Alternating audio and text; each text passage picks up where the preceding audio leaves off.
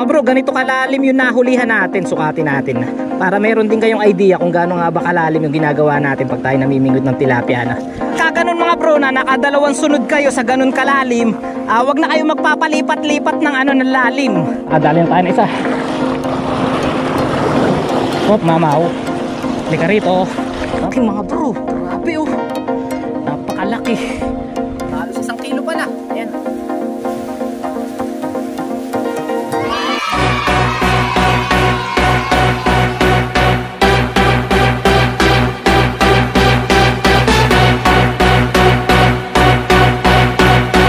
Bro, magpapakain muna tayo ng ating mga alagang manok bago tayo mag-fishing.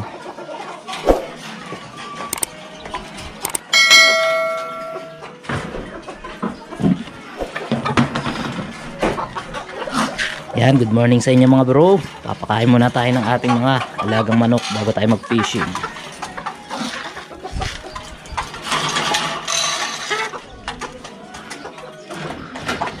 Dito naman tayo sa mga micro bantam. Kain. Ito naman yan. Forma. Meron tayo dito. Meron may anak. Yan. Papakainin din natin yan. Kamusta mga anak mo?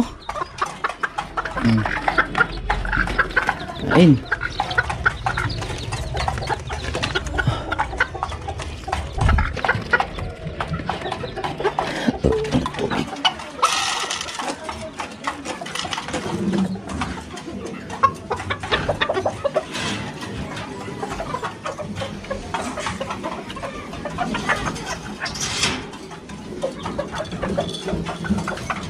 Kalapating mababalipad.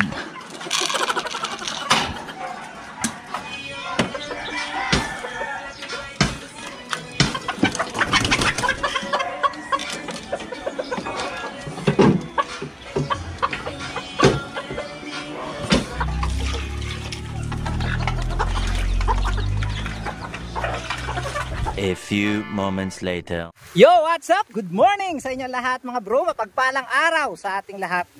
So narito ulit tayo sa may Barangay Subay, sa may Gatawan ulit. Ayan. So mga bro, hanggat may nahuhuli dito, hindi muna tayo lilipat ng spot. Kasi kung makikita nyo sa mga nakaraan natin vlog, hindi naman tayo nasisiro sa spot na ito. Kaya yun, susubukan ulit natin na mamingwit na. So kasama ko ang Tito Pulo mga bro, kaso ang Tito Pulo nagpaiwan doon sa may bungad. Doon sa may tagpos ng water lily. Try daw muna niya doon. So kita naman natin siya pagka nakakahuli. Kakawayan tayo nun pagka yung nakakahuli siya. Tapos tayo naman, pag nakahuli tayo dito sa may bato, kakawayan naman natin ang Tito. Ayan. Para malaman natin kung saan ang dawi ng isda na. Si Kagawad mga bro ay hindi muna natin makakasama. Nasa construction. Pero dito lang siya gumagawa sa Barangay Subay. Kaya sabi niya mamaya daw, mag-aano siya. Pagka yung lunch break, susubukan daw niya na dumaan dito. So antayin natin si Kagawad na. So yan mga bro, samahan nyo kami sa fishing adventure natin to. Let's go! Yan mga bro, nakakita na tayo ng nakalawit doon sa may mahiwagang bato. Ayan. So hindi nasisiro tayo dyan eh. Kasi Kuya Alpon, nakita na rin natin. Kuya Alpon! Meron na ba? Wala pa? Yan mga bro, mag-set up na tayo. At siguro yung ating bag, iwanan muna natin dito kasi sobrang init ng panahon. Ayun, nakaisa na si Kuya Alpon. Oh, laki oh. Mga bro, nakaisa na. Dali na. So iwan muna natin dito mga bro yung ating bingwit na. Nakaisa na si Kuya Alpon. Ayan na, dumadawi na. So 2 bingwit yung gamit natin mga bro. Baka tayo ay maputulan na naman ng rod. So para meron tayong pamalit, hindi na tayo magre-repair. Diba? Yan mga bro, tara. Malawit agad tayo. So iwan muna natin diyan ang ating bag na may tinapay. Tapos tayo ay dumawit na kaagad. So ayan, tara. Tingnan natin yung huli ni Kuya Alpon. No? Nasaan ang huli mo?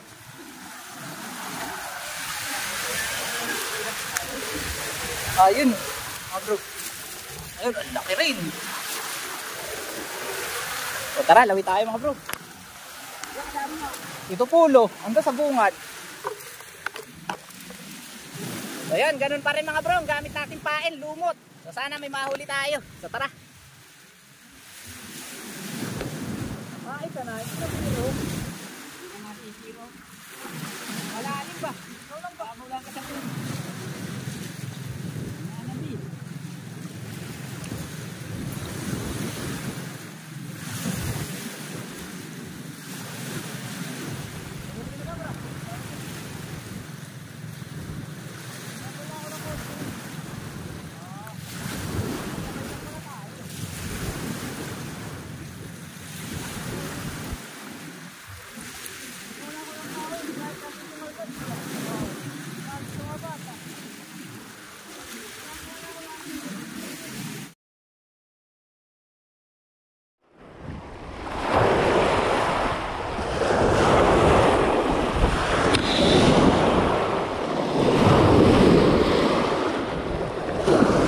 One hour later. Nakadali na tayo na isa. Wow! Mamaw. Hindi ka rito. Mamaw mga bro. Yun. Mamaw na. Isa. Ang laki mga bro. Mamaw. Woo! Nakamamaw na mga bro. Isa. Ayan na. Nakamamaw na tayo. Laki mga bro, grabe oh. Napakalaki. 1-0. Mamaw, mamaw. Grabe, ang laki mga bro. Kulang-kulang 1 kilo na to. Ayan, napakalaki.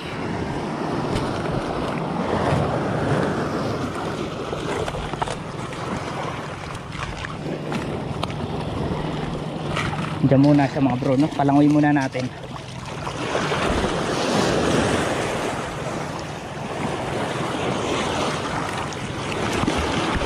Diyan na lang pala. Isa na mga bro.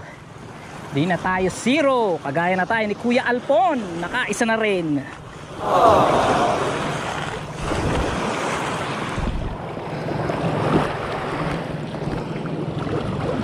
Pangit na ng lumot mga bro.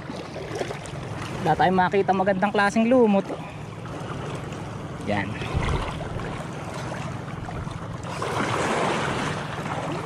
Saan ba tayo nakapwesto kanina?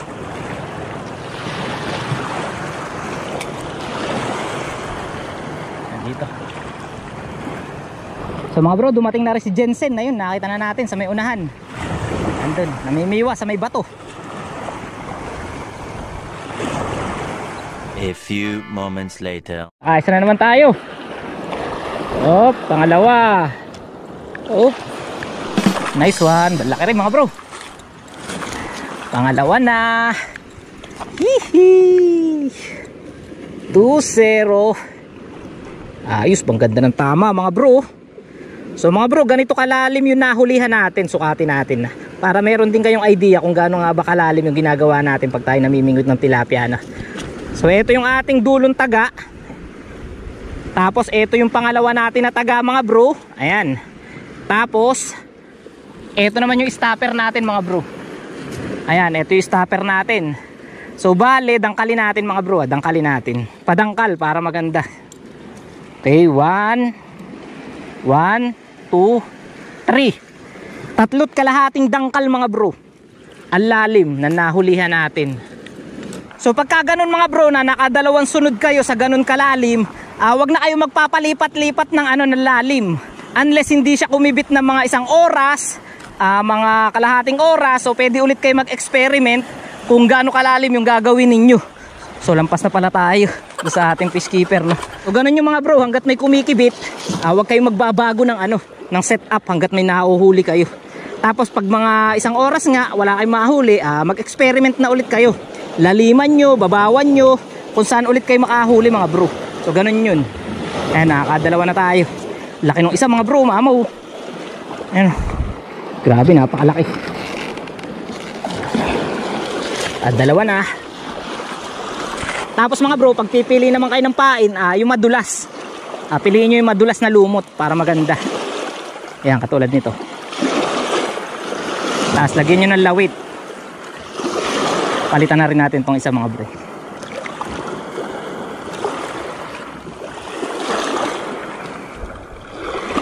So ganun pa rin mga bro, hindi pa rin tayo magpapalit sa 3 dangkal at kalahati.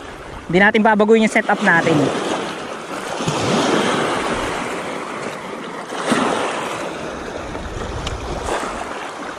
Ayan, dyan lang tayo nakahuli mga bro. Malapit-lapit lang.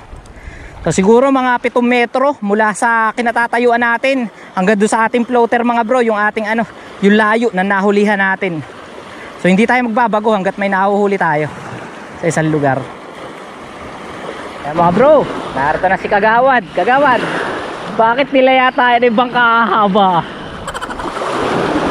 First time mo bang gumamit ng ganyan dito? Utok na utok. Ah, nakahuli ka na ba? Nakaisa na pala mga bro. So baka may babatiin ka, yung mga ginagawan mo rito sa subay. Ayan, shoutout po sa aking foreman. Ayan, sa aking biyanan. Si Carlos de la Cruz. Ayan, shoutout. Siyempre sa mga samahan ko. Si RJ, paring RJ, tsaka si Prince. Yun. So mga bro, gamit niya taw-taw. Napakagod na po. Nakaisa na raw. Pakibit ba? Napakagod. Napakagod na. Nasaan huli mo? So mga bro, tingnan muna natin huli ni Tol. Saan dito? Ah, yung mga bro. Ay, nakaisa na si Tol. Good size. Lagay muna natin dyan yung ating huli. Tabi natin. Makibit daw mga bro eh. Kaya lalawi tayo.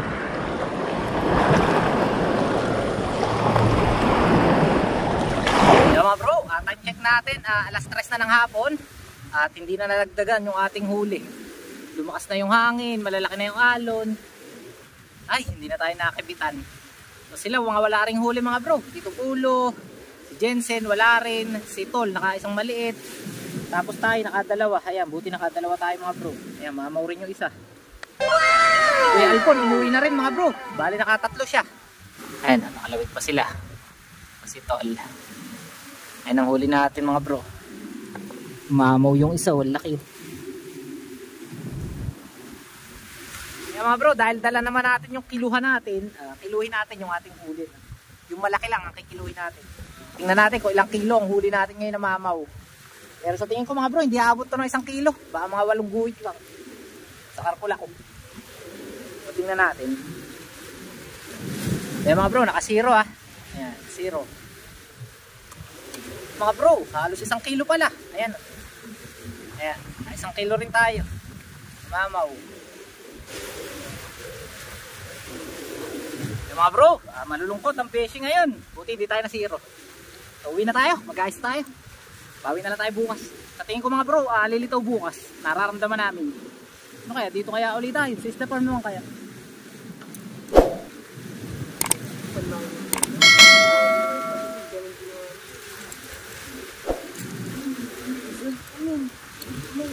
Siya naman ang nalitawan na.